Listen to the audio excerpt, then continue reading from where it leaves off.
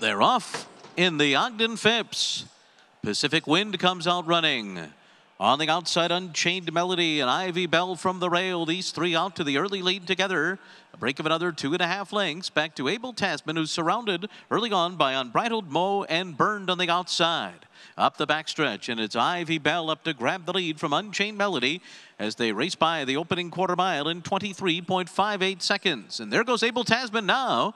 Abel Tasman is making an early bid on the outside of Ivy Bell. Abel Tasman and Mike Smith have taken the lead now in the early stages of the Ogden Phipps. Ivy Bell is running in second, Unchained Melody is third, then Pacific Wind and Unbridled Mo, and they're all right together with Burn trailing about 4.5 lengths off of Abel Tasman, who's run 46.36 for a half mile, and they're moving into the far turn, a half mile to go.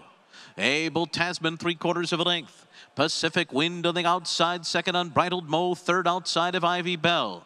Unchained Melody giving her a cue, so too Burned on the outside. Abel Tasman about to be taken on here by Pacific Wind as they arrive at the top of the stretch, 3/4 in 110.05, and they're into the stretch, and it is Abel Tasman yet to be set down here, trying to shake away from Pacific Wind and Ivy Bell, who's down toward the inside.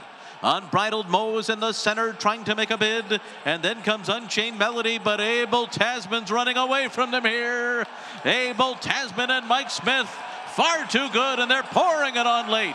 A spectacular performance in the Ogden Phipps by Abel Tasman. She won it by 7 lengths over Ivy Bell, then Unbridled Mo and Pacific Wind.